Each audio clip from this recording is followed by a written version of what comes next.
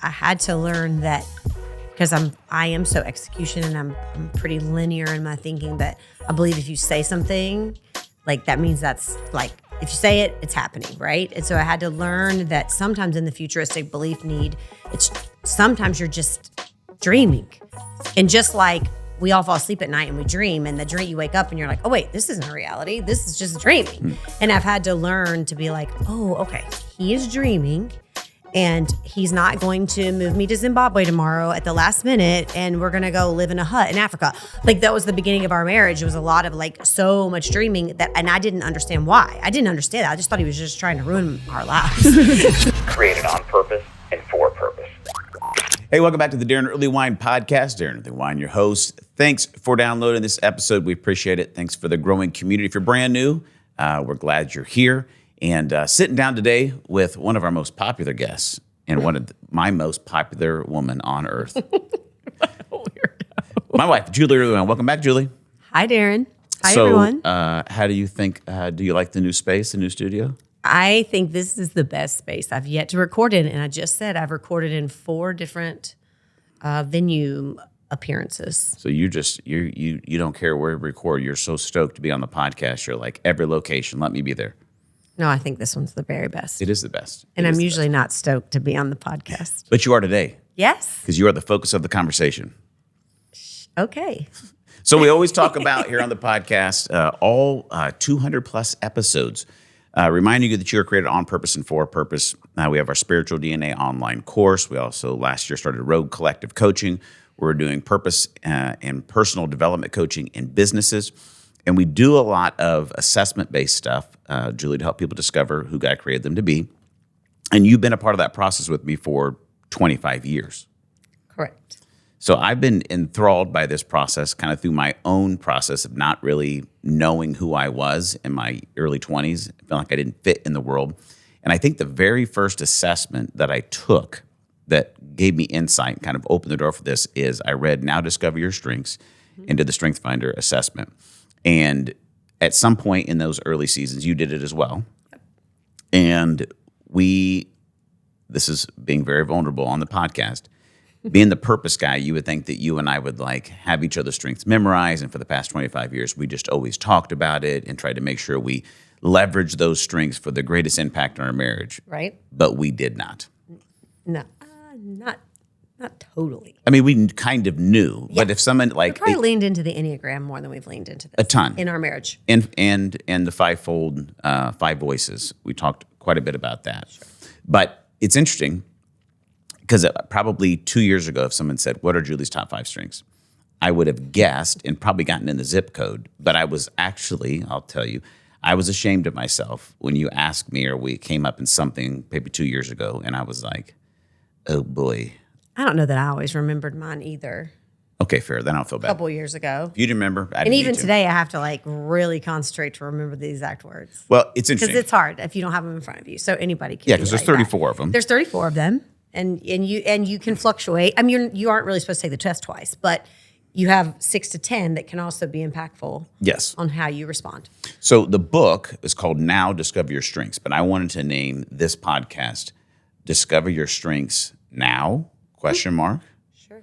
So the thought behind titling the conversation that was, in the past 3 months, you made the decision to not just discover your strengths as far as go back and revisit or read the book or listen to a podcast, but you decided, I want to take the bold step and become a strength certified coach, which there was a decent time investment, financial investment.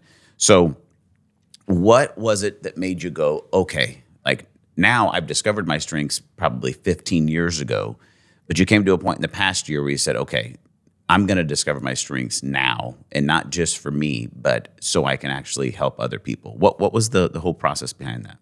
Well, first, one of our fellow staff members named PJ put it on my Asana list. And if you actually know my strengths, once it's on my to-do list, I don't really have a choice anymore. Oh, Coop, did you hear that? I'm just going to start putting stuff on there. Make me a sandwich. That's not happening. Thursday, no, 2. No, that's definitely not happening. Based on all of my strengths, that's not happening. I think being at a crossroads in a season of my life, my kids are older. I have a lot more like space. 2 of our boys are in college, as you've heard on the past podcasts. And obviously we're still super intertwined in the activities of their life. We get to go to Phoenix and see Ty. When Cole's playing football, we get to go and we're busy that way. But it is now only one at home with just Knox. And I think I've become curious about, in 3 more years, like how will I, what will I do with myself? And because you would say being their mom and running Earlewine Inc. has been a big part of identity. Absolutely. It's been my identity and it's been the best job I've ever had. And it will always be my favorite job. I'm not going to ever deny that was the best job I've ever had. And it'll always be my job. It just is going to shift roles. And so, I've always been super interested in how people interact and what makes them work. And the interesting part about Daron and I is we have only one common strength and the rest of them are completely opposite, which is pretty common. There's 34 strengths if you take the test, and actually no 2 people in the entire world could test exactly the same in the same order of 1 to 34. So it's super fascinating to me to know people and to understand them and to see them. One of my top strengths is includer. And I think that's also why I'm super passionate about it. Because if I can see who you are out of 34 strengths, it gives me space to try to help you feel included, or I understand you, or I know you, or I like to accept you for who you are. And I think that has been a big part of it as well. So you've hit on it a little bit already, but what were some of the main discoveries for yourself as you went through? Because the coaching certification process was pretty extensive. Yes. You had a lot of time on Zoom. Yes, a lot. You can opt to take it in person, but for our family schedule and with Daron's current travel with ministries, like he's getting to leave the state quite a bit for some of his ministries and leadership coaching. So for our family dynamics, it worked better for me to do the Zoom training, which was all day long from 8 to 5, and you only got like 30-minute breaks, like very short amount of time. So there's a lot of information coming at me, which I don't typically do super well audible learning. I do much better visual learning. So it was definitely a little bit challenging. However, the way I processed it is I texted like 10 significant people in my life, which if you're listening, you know who you are. And I had their top 5 in front of me as I was learning. So then I could make it like personal to me. So make the connections and pull from your interaction. So I had our staff, the Blackbird staff that's here with us today, and I had them, and then I had some of my closest friends. I had my kids. Not Knox, he's too young, but the 2 older boys, and then I had actually some young ladies that I'm hoping that have asked me to mentor them. I had their numbers in front of me, and then some friends. So it allowed, for my learning style, it allowed me to be able to like be learning about one of the strengths and then seeing it on my friend Jenna's and being like, oh, absolutely. Like I could connect and I can retain the strength better that way. It worked better for me. So what about you personally? What were some of the big takeaways for your strengths that you're like, okay, like this was an epiphany or this was affirming or this made more sense? Like, well, there's 5 areas of strengths and I 5, right? 4. 4 areas of strength. 4 domains. 4 domains of strength, sorry. 4 domains of strength. And and then when you look at them, they're in 4 different colors. And so you can kind of like see what you are. Well, I have. And there's 4 of them are execution, strategic thinking, relationship building and influencing. Yeah. Thank you. Influencing, relationship building, strategic thinking, and execution. And I am very high in execution, hence the reason it got put on my to-do list and I was forced to sign up. And I have high relationship building. Well, the interesting thing that I learned is I'm at like 30 to 34 is strategic thinking. So I'm not visionary necessarily. I don't really look forward. I always am in the present. And then actually Daron has, because it's easiest, connection is your first person you're always connected to. Daron is very little execution. They're all on the bottom. And he's all very high in strategic thinking. Influencing. and influencing, but strategic thinking and influencing are his. And mine are relationship building and execution. So we're actually strong in opposite areas, which they do say opposites attract, right? And it did. And they did.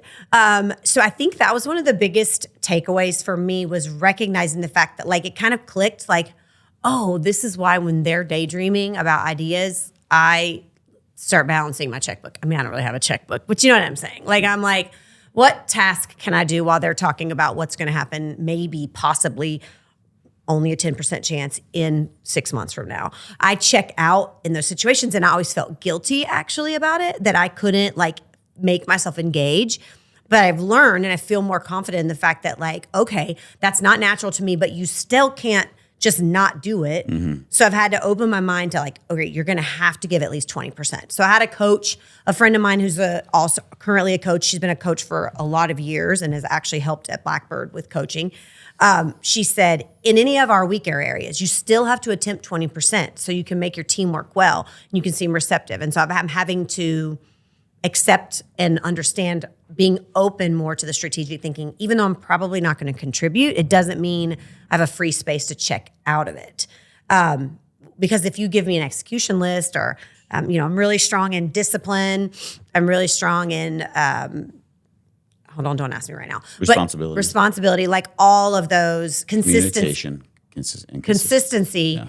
and includer, which is relational, and then communication, which Daron and I are both strong in communication. And so I think I just have learned, honestly, more about my weaker areas than really even my strength areas. My strength areas made sense because I was like, oh, well, this is why I'm the way I am. But the weaker areas were the ones I've had to be like, okay, let's take a look at this. Let's, what ways are you going to push yourself? And also be, especially when it comes to my marriage, like be more open to Daron's strategic thinking, which is sometimes challenging for me. So it's interesting because I think about, you're right, opposites attract. And I don't think we've ever told our story on the podcast. We won't today. But let's just say our first impressions of each other weren't phenomenal. You thought I was an arrogant wannabe rock star. I thought you were an arrogant wannabe rock star. Yes. And I thought you were an unbelievably bossy woman. Yes. There were more words he said than that, not just bossy. Well, true. And both of those things Are absolutely true. Right. And it's interesting because opposites do attract, but initially often they repel.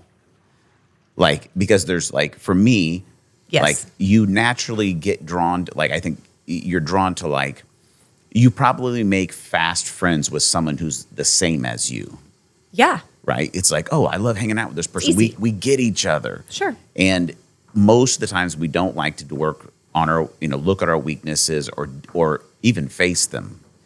Oh, no. And so I think there's a part of like, I can look back historically and people that fit your strength profile, I'm always initially repelled by them because it's like they're trying to cage me in and hold me down and hold me accountable and make me do stuff and whatever. So it just feels like, like don't, whatever. But I think what's interesting is you can't go back in time. But like we have talked about all of the results that you find out going through spiritual DNA or the 4 core questions with the Rogue Collective coaching is they show you so much about yourself, but they also begin to unpack like, if you can get there to a place of humility, a place of curiosity, honestly, a place of love for someone else. And I mean like romantic, just like I'm loving this person, whether a friend, coworker, whatever, of like, I have a genuine appreciation for your uniqueness. And I think we're probably in the best place we've ever been coming up on 25 years of marriage. But it's like, if we could go back to that first 10 years, I mean, I think it took us about a decade for me to realize like, oh, Julie is God's gift to me, like perfectly matched opposites. And it probably... And similarities, which is also weird. Yeah. I would say maybe it took the next 10 years of our marriage for you to start to think, I think Daron might be actually a gift to me. That is not true. He always tells me out all the time. No, I'm saying that first 10 years were probably a little bit more frustrating, and I think it took maybe the next 10 years for you to see there's actually some genius in his chaos. Fair? Yeah, maybe. Because some of my chaos created just chaos. Sometimes you still create chaos. That's true. But that's okay. I'm used to it by now. But I guess when you think about that, like what would be a word of advice where maybe somebody, we have listeners all over the board from, high school students up to retirees. Sure. But let's say maybe they're in that, maybe the first couple years of their career, or they're in their first maybe decade of their marriage. What kind of advice would you give them as you've gotten this deeper understanding of strengths to kind of like help them navigate maybe some conflict that they're experiencing in that? I think when when you know where someone's like uniquely made, like I think it's always, I keep going back to the fact that they kept just reiterating in our training, like no two people can be the exact same. Okay, so on our staff, PJ and Daron actually have the same top 5 flipped, different order, and then from then on down, not the same. So you can have the same things, but like your dominant isn't going to be the same. I just keep thinking about the fact that like all of the millions of people that have taken this test over time, like no one's the same. And I think when we learn to accept the fact that nobody's going to be just like me and no one's going to do it just like me. And thank goodness, right? And thank goodness, like, or we're robots, we wouldn't have all the things in the world that we have, like I couldn't do and come up with and dream up the things that we have been allowed to do in ministry over the last 25 years. I could not have created those scenarios for and listened to God's call that way. But then as far as executing them and allowing them to come to fruition and support and be there and make everything else in the, underside, like function, like now it all kind of makes more sense, especially now that I know myself better. The irony is you're really only supposed to take your strengths once. And Daron said the first 10 years, we really had no idea. Well, I took my strengths actually 15 years ago and I didn't retake them. I technically can now because it's been long enough, but I didn't because I identify so deeply with my top 10 and I identify so deeply with the last 5 that I'm like, they might shift a little bit and like, one might move from 6 to 5 or 4 to 7, but they're all going to stay the same. I think it's just if you understand the way someone operates and when they wake up in the morning, like what motivates them, like I think it's easier to give them grace and to then also cheer them on and believe in what they do and for them to believe in what you do, especially in your marriage. Like technically you use like everybody that I was doing the training with, it's mostly businesses. It was like people from like NYU, who like run sections of staff at their college, or like there were a lot of administrative like people in schools, like principals, assistant principals. And so a lot of these people are learning about it in regards to their business, and that's super important. Like I think if you can have your business have leadership development training and learn how you're all working together at your best, I think especially if you contact roadcollectivecoaching.com and have us come in. Okay, absolutely, you should do that. But it does go down to a personal level because like I can see it even in my kids. Like the boys, Cole has all the competition. Like it motivates his everything, whole being. And I have competition like 27. So but it allows him to but then there's so many things that we have that are the same, actually. We have multiple ones same in our top 5, but that part of us is so glaringly different. So it allows me to understand why he operates. And I can see so much of like with Ty, like he has empathy and I see that in him, especially being in college and like making new relationships and stuff. Like he has empathy so deeply in him. And it allows me to then look at us as a 5, family ministry and being like, oh, look at the things all 5 of us could do in ministry and life and our community to try to make things better. This podcast is not about our parenting stuff. We did that already. Yeah, no. Little teaser coming up here in a couple months. We're going to do a check back in with the boys after they've come back. There's some cool developments that we want to share with you and just kind of unpack where they're at. But I think about it, Jules, for the way, like, so I took both our oldest sons through spiritual DNA in high school. Yeah. And knowing some of these things that we've got to discover about them, I think it's really informed and I think enhanced our parenting. Yeah. Because, like, instead of it being like we're just parenting kids, trying to raise our kids broad, it's like, no, trying to develop Cole. Yeah. We're trying to develop Ty. We're trying to develop Knox. And Knox, we'll come into that soon. But like you talking about, Cole. Still too young for that. You should wait. Cole has, competition. Ty has empathy. And we're not going to unpack all their strengths. But it's something where the ability to call that out in an affirming way, right? Like the 4 tenets we talk about, to someone to feel loved, they need to be seen, known, affirmed, and blessed.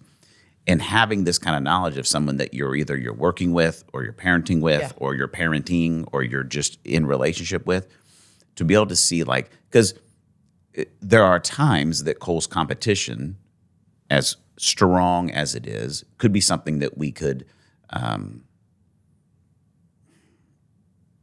what's the word? I use words for a living.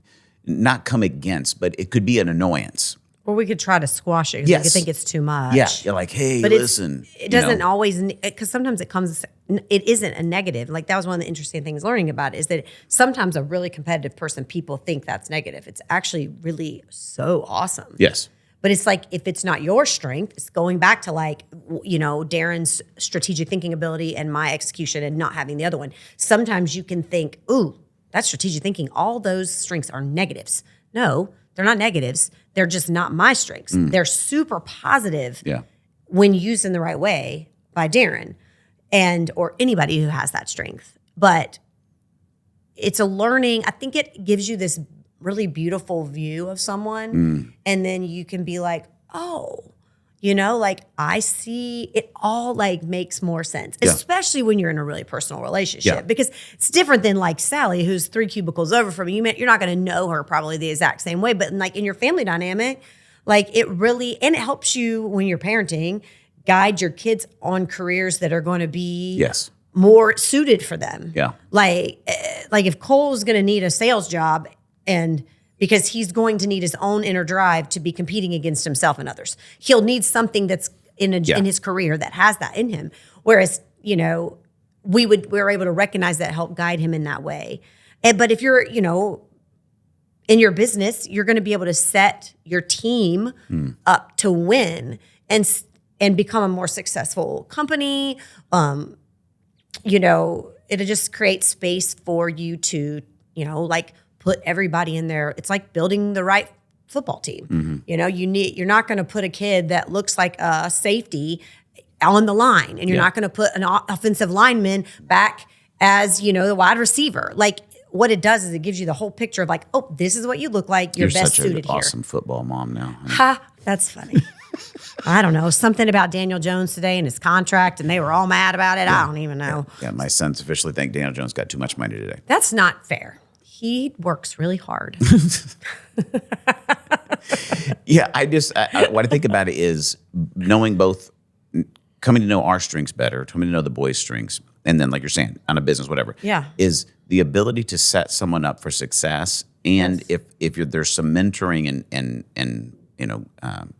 development there, like knowing I can help you leverage this and not let it get in your way. Yeah. Hey, sorry for the interruption here in the podcast, but I wanted to take this moment to invite you into something. If you've ever been in a place in your life where you've just felt stuck, you felt like maybe you're just spinning your wheels, you've been thinking, there's got to be more for me. I listen to the podcast all the time, and I hear Daron talk about on purpose and for purpose. I have to discover my purpose. Well, that feeling is right. You do need to. And I want to help you. I want to help be a guide for you to step into who God's created you to be. And that's the purpose in the design of what we do with Rogue Collective Coaching. So if you're curious or listen, I'm not curious. I know it's time for me to take action. Here's your call to action. I want you to go to roguecollectivecoaching.com. I want you to click the button that says book a discovery call. I want you to jump on a 30-minute conversation with me. Jump on the phone. We'll talk about where you are and if Rogue Collective Coaching is your next step to help you to become who you were born to be. RogueCollectiveCoaching.com. Book a discovery call. I can't wait to chat with you. Let's get back to the episode. But I think there's also a point that, as we've been working together now for years, and I think that we've turned a little bit of a corner, is you being able to, because you have a strength of communication, communicate like why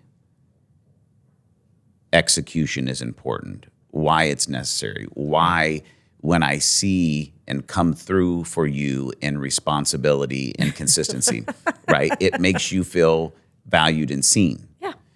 And that's a corner turn because like that is so difficult for me to do.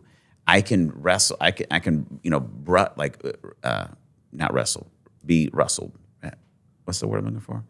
I can find it annoying and push against it of like, Bristle. That's the word I was looking for. Thank you. Who uses words for a living? Me. Yeah, I can bristle against it and think like you're just trying to be critical. You're just being mean to me or something. You have thought that. I know. 100%. That's what I'm saying.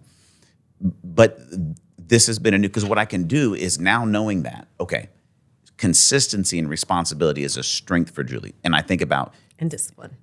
Yes, that too. Sometimes it's a lot. It's a trifecta. I can tell you that, man. It's something else. But like for like futuristic belief, yeah. Like if you were to tell me you can't operate in futuristic belief, it would feel like you're unplugging my soul. Yeah. And I literally can't conceive of living in a life where I would be that motivated for consistency and responsibility.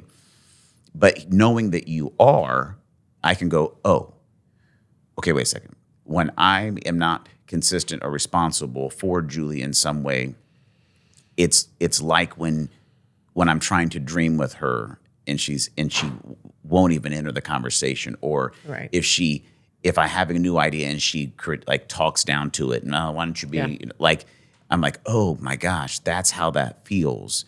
And so being able to like understand it and then appreciate it. And like Holly, our counselor, told me something that's changed my life.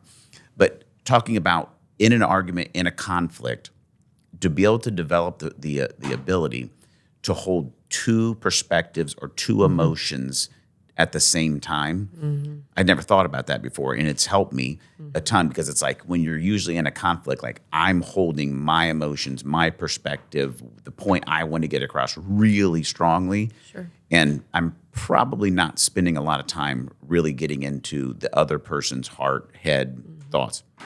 But if you can hold them both, you can go, I don't need to discount what I feel and the way I see it, but if I can give just as much attention to where they're at, now I'm seeking to understand, and then we have understanding and we can have peace. Mm-hmm. And so I think that's so key in even understanding these strengths, because they're more than just like, I have this opinion. It's like, no, this is how God hardwired my brain. Yeah. Which that's what I love about strengths. It is so scientific of like, you literally, we're not going to break down the science, but you have hundreds of millions of synaptic connections between the hemispheres of your brain the day you're born. And by the day you're 16, like about 2/3 of your brain's neural network is dissipated. And what's left, you have these 6-lane superhighways of consistency and responsibility and includer. And for me, for communication and woo, like my brain functions exceptionally better than millions of other people in that way. And so does yours. So it's not like, oh, Julie's just having a bad day, Daron's just being flighty, where it's like, no, this is how my brain functions at its highest ability. So to have that understanding for yourself, for one, like, oh, wait a second, there are things that I'm exceptional at, not average, like world-class at. Mm-hmm. But then to also have that appreciation of like, your strengths are different, and I have to have that appreciation of like, this is your genius. How do I help, give that life? I always think back to the garage. Oh gosh, yeah, tell that story. I always think back to there's two things. First of all, I remember one of the things about Daron being futuristic and having so much belief is that I had to learn that, because I am so execution and I'm pretty linear in my thinking, that I believe if you say something, like that means that's like, if you say it, it's happening, right? And so I had to learn that sometimes in the futuristic belief need, it's sometimes you're just dreaming. And just like we all fall asleep at night and we dream, and the dream you wake up and you're like, oh wait, this isn't a reality. This is just dreaming. And I've had to learn to be like, oh, okay, he is dreaming. And he's not going to move me to Zimbabwe tomorrow at the last minute, and we're going to go live in a hut in Africa.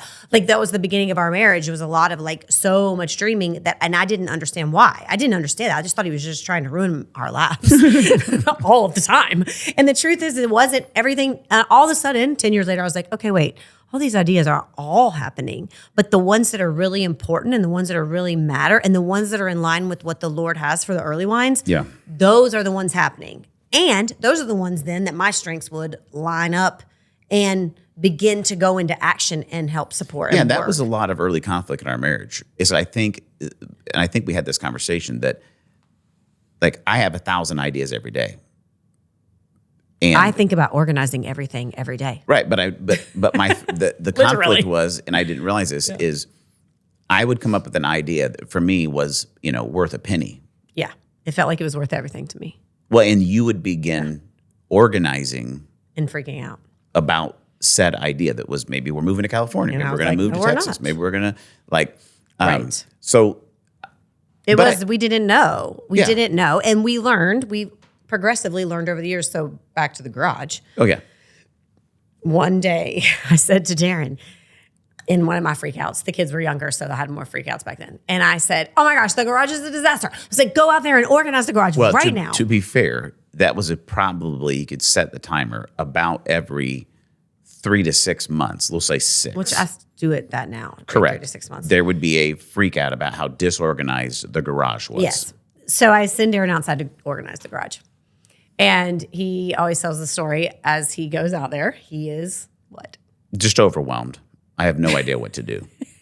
So he just starts like taking like piles of junk that I naturally would just throw away. And I walk out there and he's just like taking piles of junk and he's moving the piles of junk. I had organized 4 piles to of a junk. different, and he's like trying to figure out where to move that pile of junk just to a new spot. And it was in that moment that I was literally like, I wasn't even mad. I literally was like, you can't do this, can you? And he goes, no, I absolutely cannot do this. I don't even know what to do. And so literally every 3 months, he'll come out and help me when I say, hey, put this away or move this here. He's awesome. I'm good for grunt work. He's good for being told where to put something if it needs organized. But like, I'm on like a mad spring rush right now where I've organized every closet in the house. Yeah. And like I organized Ty's before I came here because he'll be home in 6 weeks. But we just know now that like I'm never going to say to him for the rest of my marriage, can you go organize the da-da-da-da-da? Yeah, which is great because here's what my brain, this is what that sounded like. Hey, go out with a lot of emotional pressure and fail. Could you go out to the garage and feel stupid for 2 hours? Is how that emotionally felt. I bet. Because I'd go out and be like, she's passionate about wanting this to be organized, and I know how well she organizes. And then I would just stare at stuff and go, I have zero idea where this would even start. So now we just know. Well, it's great because I understand you love things. And when you finish an organizational job, I'm like, this is so much better. Wow, look at that. This garage is amazing. We could eat in here. It would never happen. And then what's cool is, the appreciation is like, I'm very happy to come alongside. Correct. And be like, yes, I'll lift the stuff, whatever, sweet. Because you do, at the end of the day, oddly like to check a completed list. I love to check things but he off. doesn't, he likes can't to create do it, it, but he just can't. And it's the same. Like I love for an idea to come to fruition. I just can't start the idea. So we meet on the opposite sides of it. Yeah. Like he's so good at bringing this idea to life, and hence the reason we're here around this table. All of these came from your spiritual leading and your dreaming and passion to do ministry, and it's changed a lot. But every time, like there's probably been 500 ideas and 15 that have become the things that are reality. And in that, it's usually the right ones create the right space for us to support each other, and then we know they're right. Yeah. And that's typically how it's been. So that was also something super affirming when I did all the training, is I realized, oh, like it's okay that I don't strategically think. And I really don't need to, because if we both strategically thought all the time, literally nothing would ever get done. Or if we only organize all the time, we would miss all these really great opportunities God's given us to serve him and to live out our life the way we do. And so I think, like, going back to even the initial question is like, what did you get the most from? I think I got the most from recognizing my lower areas than even, because my higher areas felt natural. And I think if any of you were to take the test, if you haven't already, like, your natural ones would feel natural. You'd be like, yes, like this, even my 6 to 10 make very much sense. Probably if I retook it, some of the 6 to 10 would actually move up. They'd move up into my top 5 right now, probably. But when you go down, it's very affirming sometimes to see your lower ones, because then you realize, oh, that is why I don't wake up every day and want to do that.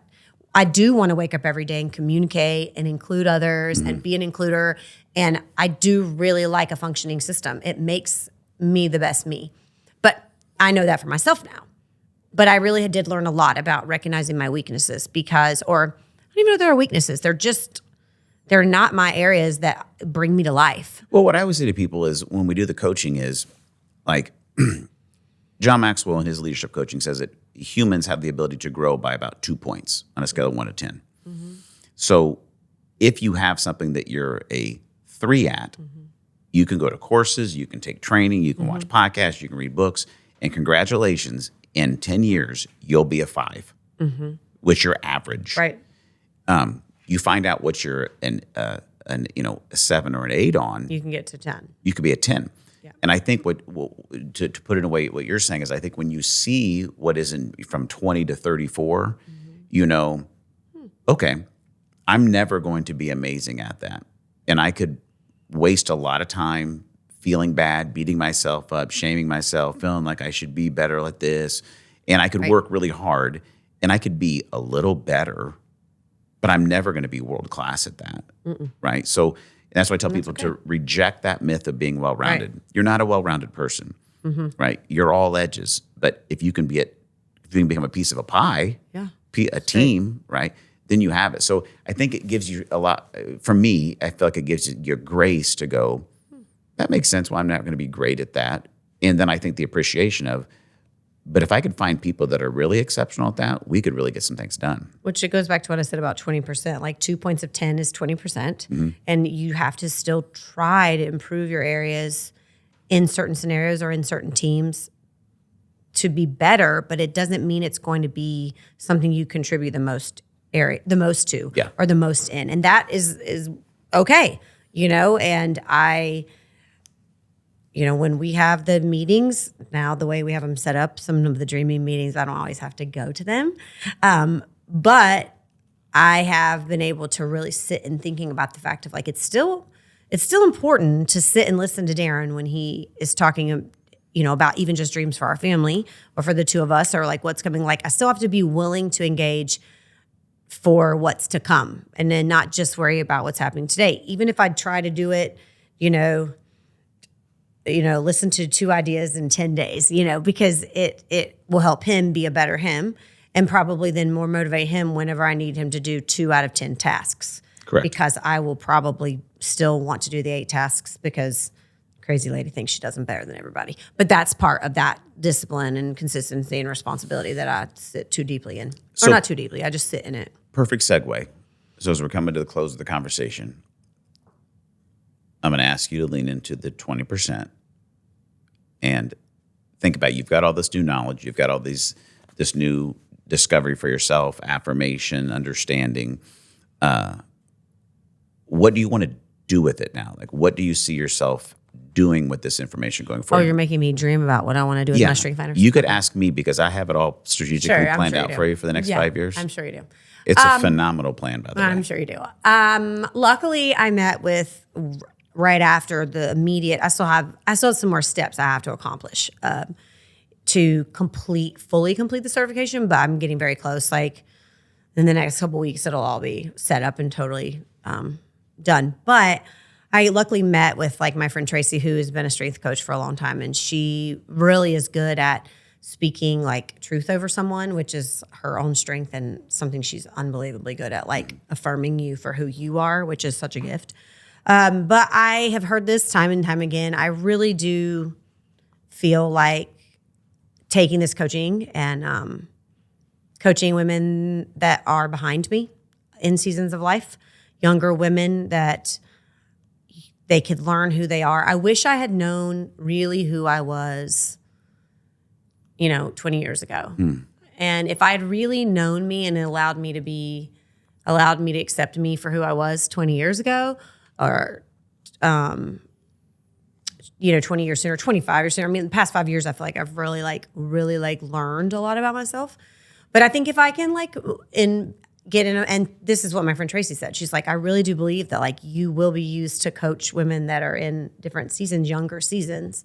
And I'm really passionate about that. Like I can see the faces of women right now that I know in my life that if I was given the beautiful opportunity to sit around a table and allow them to know their strengths and know their Enneagram and know all the different things we do with Rogue Collective, and them go into their careers, go into potentially marriages, and then go into their parenting, already understanding themselves, I feel like it would set them up to be more gracious to themselves. And I wish that I had been more gracious to myself. And so I think that it's something more for, I feel like that whatever I do with it, I do feel like it's for the generations behind me. I don't think I need to sit down across the table with all my mom friends that are, 45 to 50 like me. I mean, if they wanted to, I definitely would. And some of them have asked me to. But they're a different type of friend. They want to grow the same way I do. Yeah. But there are women that I think that I could, and it's not I could, it's just because of experience, I just would want to encourage them. I think my heartbeat behind all of it is to encourage them. And if I could go back, 15 years ago and respond to things and do things differently, I think if I had really known who I was, I would have. So, that is probably, that would definitely be my greatest desire. Now it's like figuring out how do you do that? What will that step look like? And I feel like that'll work itself out because I have Captain Ideation over here who's going to try to figure all of that out. But I don't know. Already figured out. Always.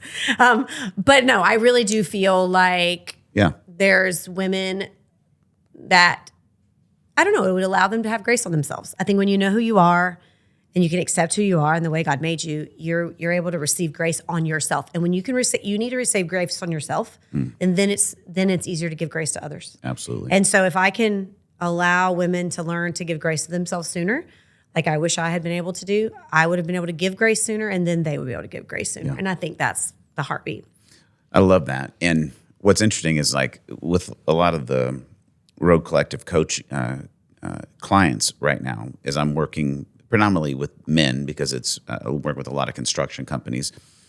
And what's interesting is what I'm hearing time and time again is they go home and they say to their wife, right?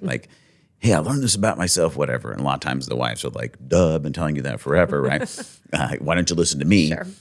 So one of my Oklahoma clients came in this last month and he was like, yeah, so I don't know why, but just the way you said some things made sense to me. And I realized this is stuff my wife's been saying to me for a decade. That's how everybody is. They always hear from someone else before they hear it from their spouse. But what I'm hearing from them is their wives are going, I want to do this.